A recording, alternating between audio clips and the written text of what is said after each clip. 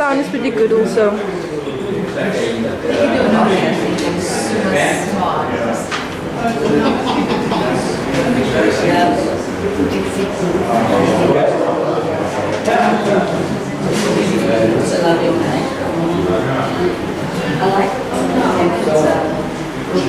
Like some memories again. Yes, yellow. I like rose. I like pictures, yeah. Yes, oh yellow. Memories. Yes. No, I also like it. The second speaker is from America. The first time I met him. John, that is my leader. She's the speaker, John. It's Julie. Johnny. And there's Inge. She is doing a film. Inge. Inge. I don't like to be on camera. Just I'll just do your feet. yeah, that's right. Okay. It's not like I did anything bad. Excuse me? I didn't do anything bad. It's just that you like your privacy. I'm trying to be one of the last people to ever have their picture on the internet ever. I'm sure there must be like one thing somewhere. I'm so far so good. Okay. Okay. Just shake my head like this. It's invisible. But even on Facebook, they have this thing where you put a picture up on Google. Yeah. I'm just showing your head. And then Google will find you in all the pictures Yes. in the world. That's scary. I don't like that. But it's okay if you're not up to anything, but let's say sometimes the politics go wrong, then the pictures are there. You're fucked. Maybe I'm paranoid. I'll probably lose too. Eventually the picture. All these things that you actually finished. It's always development. There's always in the process. No, me too. It's always in the process of there it goes. Yeah. Or you know that. And I've experienced the anger about McDonald's and KFC. Yes. All of that. Pieces of paper saying, sorry for the inconvenience. That's the whole conceptualization of it. It's actually quite interesting, you know, to see how his mind works. Exactly. When you discover something he wants to do.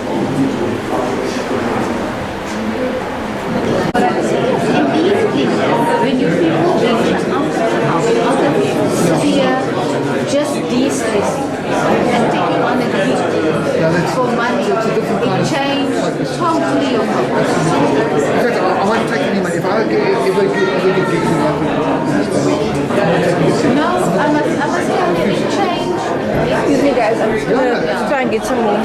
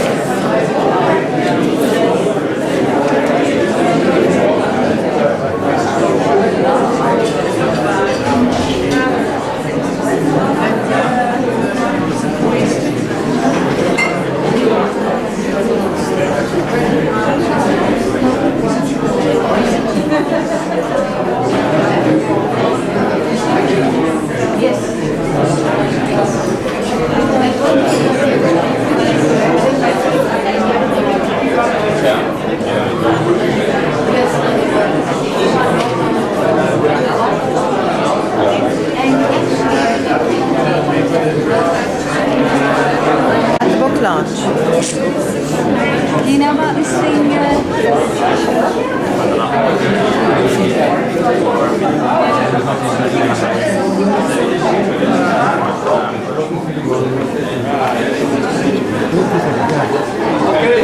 Okay, so we're going to start.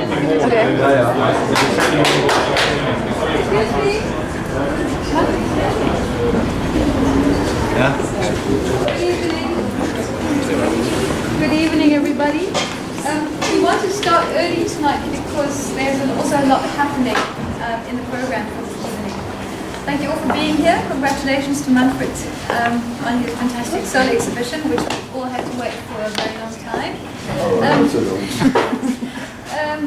Before I introduce Marlene, I just wanted to ask you to be incredibly aware of the fact that the painting, that the drawings are not framed, and do not lean into them. Be very aware of it, please. Tonight, also up here. I'd like to introduce Marlene, and she asked to be introduced simply as Marlene Leroux, Manfred's friend. Marlene Leroux.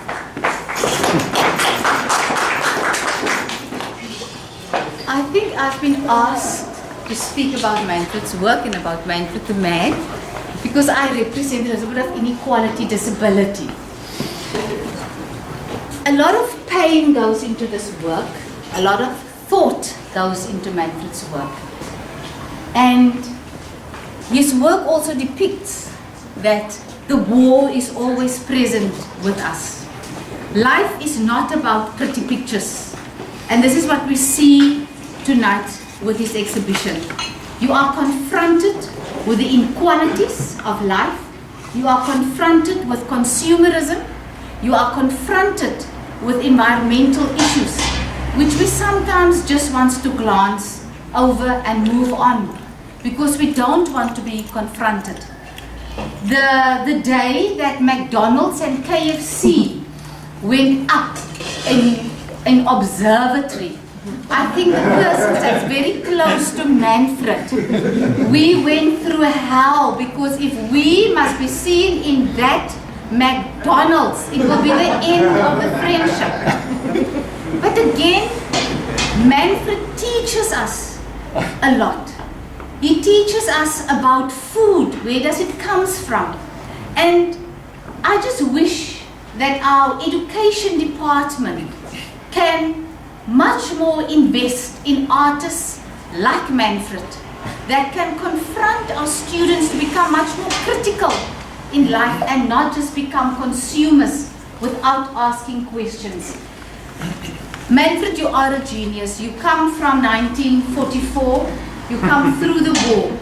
But one thing that struck me, it is that You are always consistent. You've lived through the Second World War. You lived through the anti-apartheid. You lived through so many things, and still you are consistent.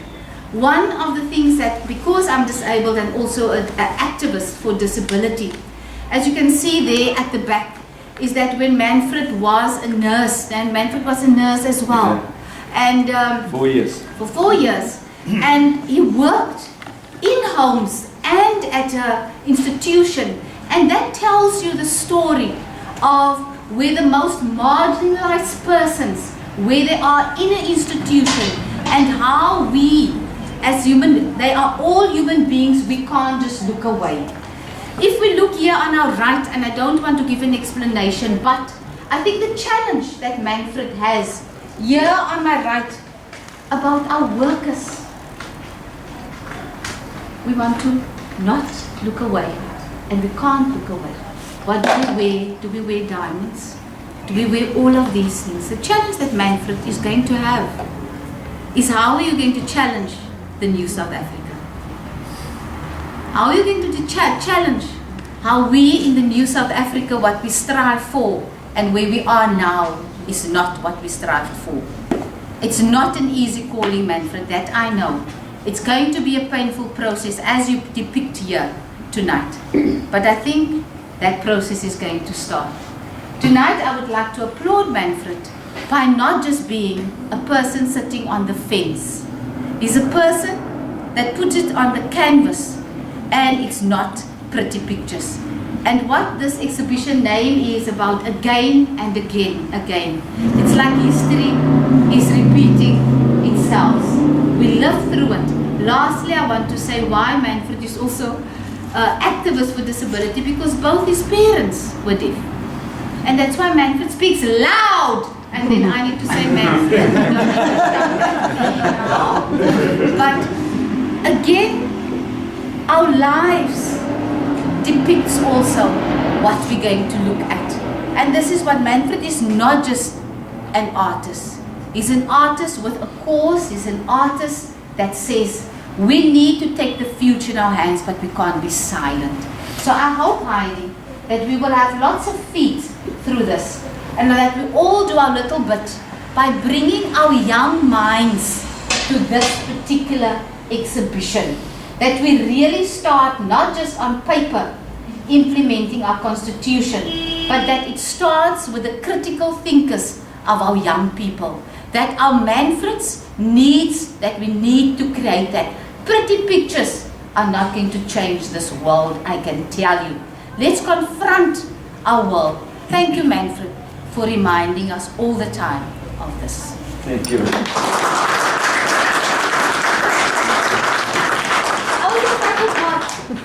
Before Manfred is going to, the picture on the left, if you can see it's about disability, but 10% if anybody buys it will go to a cerebral palsy home in Guguletu. Thank you, Mandy.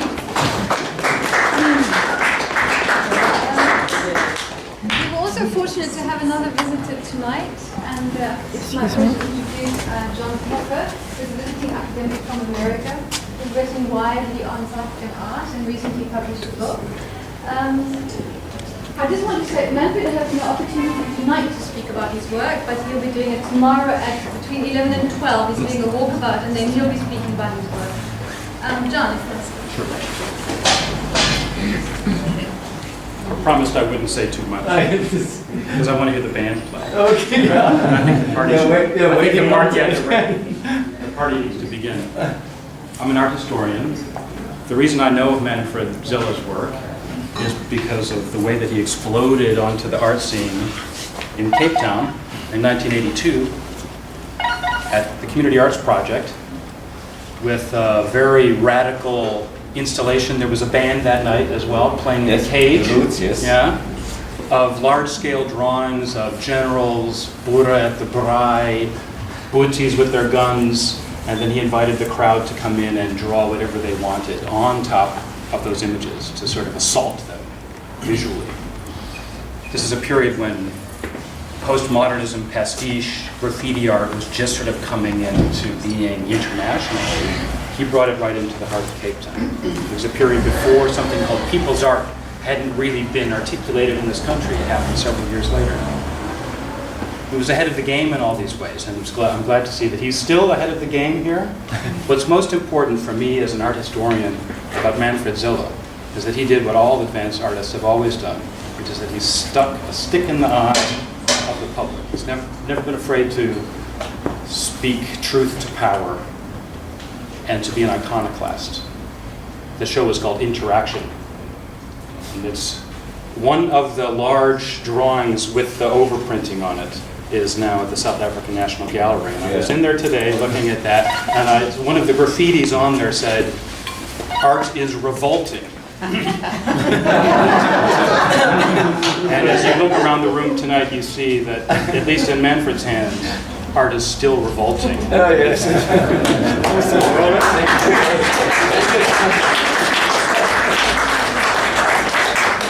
First time I see him, we've been in contact just by emails. Okay, and now Manfred plays in a band. He actually plays in two bands. One is As Is, and he plays in the Rimpi Fasmak band as well. So it is Brendan Bussy. I'm not sure where he is. They're all outside. They're all outside. And Nicholas Zimmer and Garth Erasmus, and they're all artists. And Hey guys. I told them I didn't want them to set up beforehand, so they're going to be playing in the middle of the gallery over there, and they're going to be setting up, so have a drink and enjoy the music.